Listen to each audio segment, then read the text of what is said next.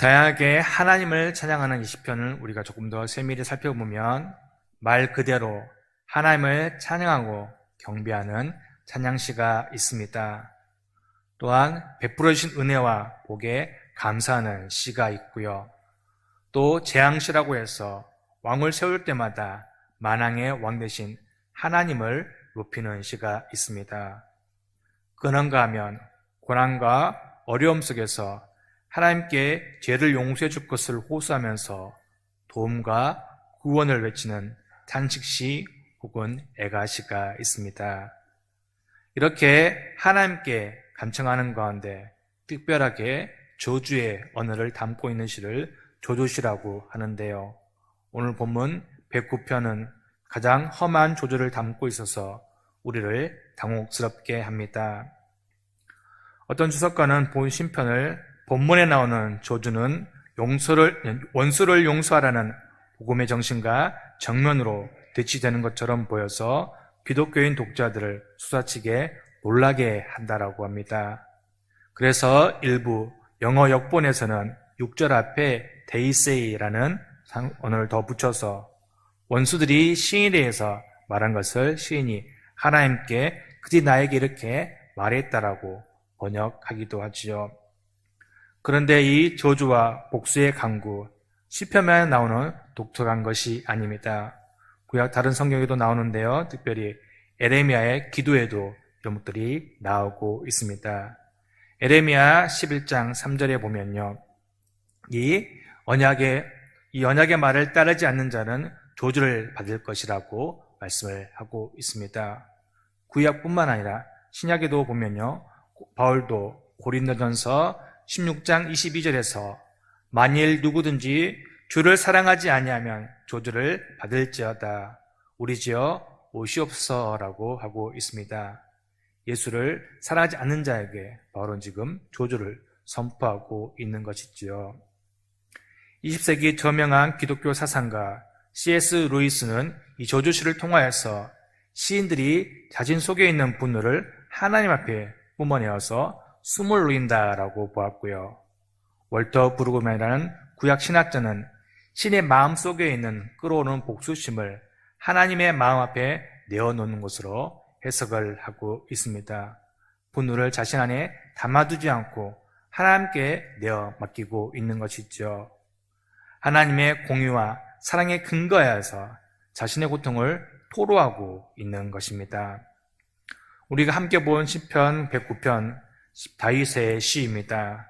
그런데 이 시편이 구체적으로 어떤 사건, 어떤 시기를 배경으로 하는지에 대해서는 기록되지 않았습니다. 그래서 우리가 주장할 뿐이죠. 다만 흘러넘치는 긴박감과 개인적인 감정과 슬픔이 극대화되는 것을 미루어 볼 때 다윗은 지금 한 인간으로서 견디기 힘든 극한 고통과 괴롭힘을 당하고 있습니다. 다윗은 이스라엘 역사상 가장 위대한 성군으로 칭송받는 사람입니다. 그러나 그의 대부분은 많은 세월을 고난 속에서 보냈습니다. 그의 삶이 얼마나 고난스러웠는지 23절에 보면 시편 109편 23절에 보면 자신을 성냥 그림자 같다라고 말을 합니다. 그럼에도 불구하고 그가 위대한 신앙이었음을 증명하는 대목이 바로 오늘 본문 4절 말씀이죠. 또 오늘 본문의 제목이기도 한데요. 함께 다시 한번 같이 읽어보도록 하겠습니다. 나는 사랑하나 그들은 도리어 나를 대적하니 나는 기도할 뿐이니라. 아멘. 원수들은 지금 다윗을 대적하고 있습니다. 하지만 다윗은 그것들을 하나님께 말하고 있는 것이죠. 우리가 잘 알듯이 다윗, 사울에게 쫓기는 상황 가운데서 자신의 어려운 심정들을 하나님께 토로하였습니다. 하지만 정작 사울이 자기 앞에 자고 있어서 보복할 기회가 생겼을 때 그는 보복을 하지 않았죠. 다만 사울의 옷자락만을 베었는데도 그것도 마음에 찔려서 사람들에게 손을 대지 말 것을 말하고 있습니다. 하나님께서 기름 부어 세우신 자들이니 자신이 보복하지 않고 하나님 손에 내어 맡김을 우리는 볼 수 있죠. 그러기에 우리는 본문에서 신이자 음악가로서 다윗이 느끼는 그 감정의 폭을 우리 느낄 수가 있는 것입니다. 즉 성군이라 할지라도 다윗은 지금 분노하고 또 조조할 수 있다라는 것이죠. 사실 우리가 세상을 살다 보면요, 많은 일기를 겪게 됩니다. 그럴 때 우리 신앙인의 정체성이 나타나는 것 같습니다. 우리 신앙인들이 어떠한 사람들입니까? 어떤 사람 가운데서도 이 다윗의 고백처럼 기도할 뿐이라고 말할 수 있는 존재들이죠. 우리가 그 문제에 얽매이지 않고 좀 더 자유로울 수 있는 것, 그리고 내가 기도할 수 있다고 하는 것, 이건 하나님께 기도할, 말 그대로 하나님께 기도할 수가 있기 때문입니다. 다윗의 최후 결론은 인생의 모든 문제를 겪어본 결과 기도 외에는 다른 방법이 없다라고 하는 것입니다. 그렇다면 나는 기도할 뿐이라는 이 다윗의 간증 속에 담겨있는 뜻이 과연 무엇일까요? 본문을 통해서 함께 이 부분을 나누고자 합니다. 먼저 이 세상 모든 일은 오직 하나님의 손에 달려있다라는 다윗의 고백인 것입니다. 사람에게는 누구나 보호 본능이 있습니다. 그래서 자신의 신변에 위험이 생긴다든가 혹은 다른 사람의 일촉즉발하는 위기사항을 보겠며 위험으로부터 다른 사람을, 자신과 가까운 사람을 지키려고 합니다. 그래서 자기 방어적인 본능이죠. 이 본능에 따라서 우리는 난간을 극복하기도 하고 또 슬픔을 이겨내기도 하고 적과 싸워 이김을 통하여서 문제의 자리에서 벗어나려는 최선의 노력을 기울입니다. 이 점에 있어서는 다윗도 예외가 아니었습니다. 그 일생을 돌아보면 수많은 위협 속의 연속이었습니다. 젊어서는 사울 왕에게 반드시 쫓겨야 했고요. 늙어서는 사랑을 하는 압살롬에게 도망 다녀야 했습니다. 평생을 전쟁터에 보내는 동안 사선을 넘나들면서 수많은 적들을 죽여야만 했지요. 그래야지 자신이 살 수 있기 때문입니다. 이런 인생의 소용돌이 속에서 필사적으로 몸부림치기도 했을 것이고요. 또 자신의 재능이나 지혜를 총동원해서 맞서 싸워보기도 했을 것입니다. 그런 그가 내린 마지막 결론이 무엇이겠습니까? 오늘 말씀처럼 나는 기도할 뿐이라고 결론을 내린 것입니다. 어떤 노력을 다 기울여 보았지만 그럴수록 뼈저리게 느낄 수밖에 없는 것, 자신의 한계를 느낄 수밖에 없는 것이죠. 이 문제를 온전히 극복할 수 없는 자신의 연약한 한계를 느끼는 것입니다. 그래서 모든 일들이 하나님의 손에 달려있다는 사실을 깨닫게 된 것입니다.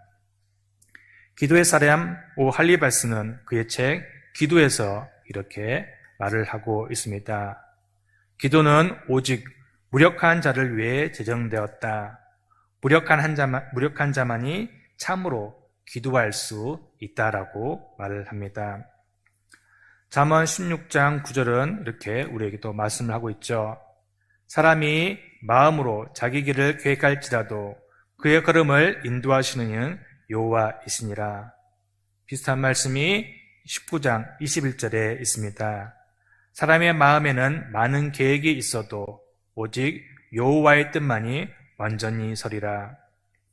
사람은요, 자신의 좋은 미래를 위해서건 혹은 당장 자신에게 닥친 고난과 근심을 해결하기 위해서든 여러 가지 계획을 세우고 실행을 합니다. 때론 이 계획을 이루기 위해서 수단과 방법을 가리지 않을 때도 있죠. 하지만 그것이 계획대로 다 되지는 않습니다. 전적으로 하나님의 손에 달려있기 때문입니다. 이 세상에 일어나는 모든 일들 결코 내 능력으로 내 지혜로 되는 것이 아니고 오직 하나님의 주권에 달려있다는 사실을 마음속 깊은 곳에서 깨달은 자들은 다윗처럼 자신의 마음을 솔직히 내어놓고 기도할 뿐이라고 담대하게 선언할 수가 있는 것입니다. 어쩌면 하나님께서 우리에게 원하시는 기도가 난 아픔을 잘 이겨냈다, 마음과 감정을 다스리고 기도할 자는 다른 사람들과 조금 다른 사람이라고 말하기보다는 우리의 마음을 있는 그대로 하나님께 솔직하게 내어놓는 기도를 바라고 계시지는 않을까요? 내가 지금 느끼는 감정을 혹은 폭발할 것 같은 이 분노를 견디지 못할 이 감정을 그대로 거침없이 쏟아놓는 기도를 통하여 기도가 하나님께서 우리에게 원하시는 기도가 아니냐 하는 것입니다. 비록 다윗은 상대방을 조자는 기도를 했지만 하나님께서는 그들을 다윗의 기대대로 행하지 않으실 것입니다. 하나님의 뜻과 시간과 공의로운 심판을 통해서 행하실 것이죠. 다윗도 그것을 분명히 알았을 것입니다. 그래서 다윗의 조주의 기도, 정말로 상대방이 자신의 기도대로 그런 조주가 이루어지기를 바라는 그런 기도보다는요, 지금 자신의 마음속에 있는 고통을, 아픔을, 분노의 감정을 하나님께서 알아주기를, 내 안에 폭발할 것 같은 이 감정을 기도로 통하여 쏟아냄을 통하여서 자신의 감정을 도로운 부분들을 덜어내려고 했던 것은 아닐까요? 맥스 루카도 목사는 그의 책 주와 같이 길 가는 것에서 기도를 일컬어서 값비싼 보석이라고 표현을 합니다. 그의 글에서 기도에 대해서 이렇게 적고 있는데요. 당신이 하나님께 말할 수 있는 까닭은 그분이 들으시기 때문이다. 당신의 목소리는 천국에서 중요하다. 그분은 당신을 아주 진지하게 대하신다. 당신이 하나님의 임재에 들어서면 수행원들은 당신의 목소리를 들으려고 고개를 돌린다. 무시당할까봐 두려워할 필요가 전혀 없다. 말을 더듬거나 주소가 없어도 누구도 당신이 할 말에 마음을 주지 않아도 하나님은 그 마음을 주신다. 그리고 들으신다. 귀 기울여 들으신다. 그래서 기도는 값비싼 보석처럼 소중하게 취급된다라고 말을 하고 있습니다. 그리고 우리가 정제된 언어로 기도하지 않다 할지라도 때때로는 너무나 감정에 휩쓸린 마음이지 우리 말을 더듬더라도 우리의 감정을 솔직하게 내어놓을 때 하나님께서는 우리의 기도까지도 들으시고 귀 기울여 들으시고 응답하신다는 말씀입니다. 우리가 사람 앞에서 우리의 감정을 있는 그대로 쏟아놓을 때 실수할 수 있고요. 또 듣는 사람도 그것을 감당하기가 어렵습니다. 물론 때때로 우리가 다른 사람과의 말씀을 통해서 위로받고 그걸 통해서 더욱더 힘있게 나아갈 수가 있지만요. 다른 사람이 우리의 감정을 온전히 이해하지 못하기 때문에 또 각각에 있는 각각한 사항들이 다 다르기 때문에 다른 사람의 경험이 나에게 위로가 되지 않을 때가 있습니다. 우리가 정제된 말을 하지 못할 때 서로가 또 상처를 주고받을 수 있게 되고요. 하지만 우리가 하나님께 그 모든 마음들을 하나님께 온전히 쏘아내야 한다면 하나님께서는 넉넉한 마음으로 우리를 받아주시고요. 우리를 빚어가시는 것입니다. 하나님께서 우리를 위로해 주실 것이고요. 하늘의 평강으로 우리의 마음을 다스려 줄 것입니다. 마음을 쏟아놓는 기도, 하나님께서 들으시고 만지시고 위로하십니다. 그래서 우리를 하나님이 원하시는 모습으로 변화시킬 것입니다. 이런 은혜가 우리 모든 성도들에게 있기를 간절히 소망합니다. 오직 기도할 뿐이라는 이 다윗의 고백, 나는 결코 불의를 하지 않겠다. 즉 인간적인 방법으로 문제를 해결하지 않겠다는 결단의 표시이기도 합니다. 오늘 본문을 보면요, 다윗이 얼마나 억울한 처지에 있는지를 잘 알 수가 있습니다. 그는 지금 악담과 조주를 당하고 있고 중상모욕을 당하고 있습니다. 자신의 잘못으로서 이런 꼴을 당한다면 그래서 자신을 차라리 원망할 수 있겠지만 자신은 결코 그러한 죄를 지을지 않았죠. 단지 그에게 잘못이 있다라면 많은 사람들을 사랑한 것 뿐입니다. 자신은 지금 얼마든지 사람 앞에서 그리고 하나님 앞에서 자신의 무죄를 강변할 수가 있었습니다. 그러나 4절 말씀처럼 나는 사랑하나 저희는 도리어 나를 대적하니 나는 기도할 뿐이라. 나는 저희를 사랑했는데 저는 나를 오히려 대적하고 있으니 어쩌면 좋겠냐고 하나님 앞에 온전히 단식을 하고 있는 것입니다. 절이 어떻게 나오든지 나는 나의 사랑을 잃어버리기가 싫으니 끝까지 저들을 사랑할 수 있도록 나의 선한 마음이 변하지 않도록 하나님 붙들어 달라고 하는 다윗의 호소인 것이죠. 우리 모두는요, 사랑받기를 원합니다. 그러나 상대적인 사랑의 범죄에서 넘어서지는 못하죠. 즉, 주고받는 사랑을 우리가 할 수 있을 뿐입니다. 나는 끝까지 사랑하려고 하는데 상대방이 받아주지 않는다면 우리는 포기할 때가 있고요.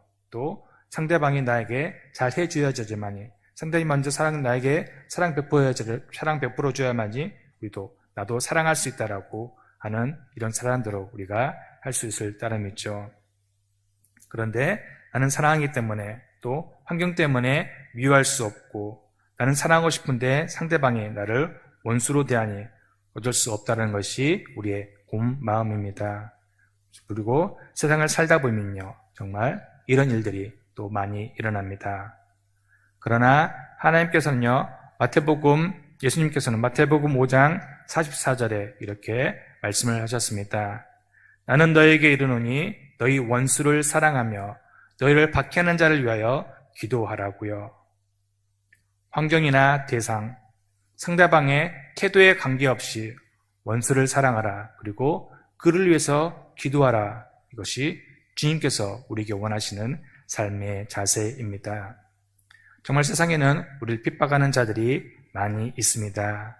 아무 잘못도 없고 헐뜯는데, 아무 허물도 없는데 우리의 마음을 상하게 하는 그런 악한 사람들이 정말 많이 있고요. 특별히 이것을 우리가 복음 전하는 그 현장에서, 전도하는 그 현장에서 또 많이 당하는 일이기도 하지요. 그럴 때 우리는 말씀을 더욱더 기억해야 하겠습니다. 로마서 12장 말씀인데요, 17절에서 18절을 보면 함께 읽어보겠습니다. 아무에게도 악을 악으로 갚지 말고 모든 사람 앞에서 선한 일을 도모하라.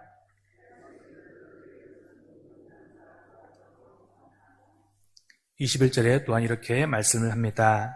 악에게 지지 말고 손으로 악을 이기라. 말하기는 쉬운데 우리끼리는 읽기는 쉬운 것 같은데 실천하는 거 정말 어려운 말입니다. 그래서 소설가 마크 트웨이는 이렇게 말을 합니다. 한때 성경 읽기를 중단할 수밖에 없었다라고 고백을 하고 있는데요. 그가 말하기를 성경 속에 기록된 기적에 대한 내용은 차라리 쉽게 믿을 수 있습니다.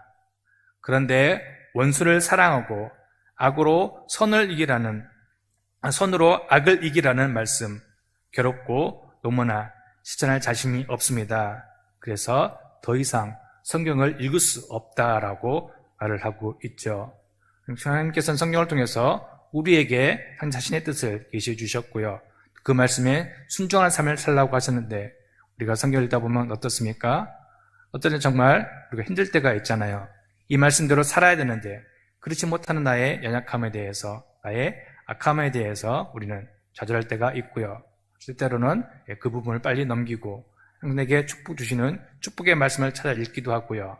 때때로는 우리 마음을 쏟아내어서 다른 사람을 이렇게 조전하는 말도 찾아서 읽기도 합니다. 오늘 본문을 보면 다윗도 같은 심정으로 고백하고 있는 것 같습니다.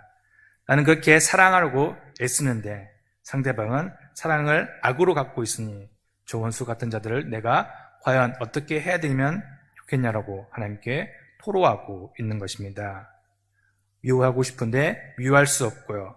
그렇다고 계속 사랑하고 싶어도 그렇게 할 수 없는 이런 상황 가운데서 어떻게 해야 되는지 알 수 없을 때 다윗은 지금 딱 한 가지 방법으로 하나님께 나아가고 있습니다. 바로 하나님께 매달려서 기도하고 있는 것이죠. 하나님, 나의 마음을 다스려 주시옵소서. 저 원수들 내가 앞으로도 계속해서 사랑할 수 있도록 해 주십시오. 내가 아무리 애써도 나는 안 되니, 내 힘으로는 안 되니 하나님께서 나에게 은혜의 사랑의 은사를 부어주셔서 내가 그들을 계속해서 사랑할 수 있게 해달라고 다윗은 지금 하나님께 기도하고 있는 것입니다. 그렇습니다. 우리는 할 수 없으나 전능하신 하나님께서는 하실 수 있습니다. 나는 불가능하나 하나님의 사랑에는 한계가 없지요. 사랑하는 것, 우리가 정말 다른 사람을 사랑하는 것 쉽지 않습니다. 그러나 그렇게도 불구하고 원수를 사랑하는 것 얼마나 어려운 일입니까? 그럼에도 불구하고 내 마음속에 사랑하고 싶은 마음이 있다라면 그래서 믿는 사람으로서의 도리를 다하고 있는 것입니다. 불가능한 일인지 알지만 그래도 사랑하고 싶은 마음을 가지게 되었다면 그리스도의 무한하신 사랑을 우리가 체험한 자라는 말씀입니다. 로마서 8장 28절을 보면요. 우리가 알거니와 하나님을 사랑하는 자, 곧 그의 뜻대로 부르심을 입은 자들에게는 모든 것이 협력하여 선을 이루니라라고 할 수 있습니다. 하나님의 위대한 뜻을 이루어가는데 우리 모두가 필요한 존재들이고요. 우리 모든 상황을 통하여서 하나님께서 역사하신다는 말씀입니다. 우리는 이렇게 세상을 모든 것이 합력하여서 선을 이룬다는 믿음의 눈으로 세상을 바라볼 수 있기를 바랍니다. 현재 당하고 있는 고난 전 너머에 있는 하나님의 놀라운 섭리를 우리가 발견할 수 있기를 바랍니다. 바울과 실라는 이런 믿음이 있었습니다. 그래서 그들은 빌립보에서 복음을 전하다가 붙잡혀 매를 맞고 쇠고랑에 차여서 어둡고 캄캄한 감옥에 감금되었지만 그럼에도 불구하고 그들은 그곳에서 하나님을 원망하거나 절망하지 않고 더욱더 하나님께 기도와 찬양으로 나아갔던 모습을 우리는 알 수 있습니다. 다윗도 1절을 보면요. 내가 찬양하는 하나님이다라고 본문을 시작하고 있습니다. 원수에 대해서 조절을 갖고 있는 시편과 어울리지 않게 주님을 찬양하는 것으로서 본문이 시작된다는 말씀입니다. 어떻게 이렇게 다윗이 원수로 가득한 분노의 마음을 가지고 하나님을 찬송할 수가 있었을까요? 본문 30절을 보면요.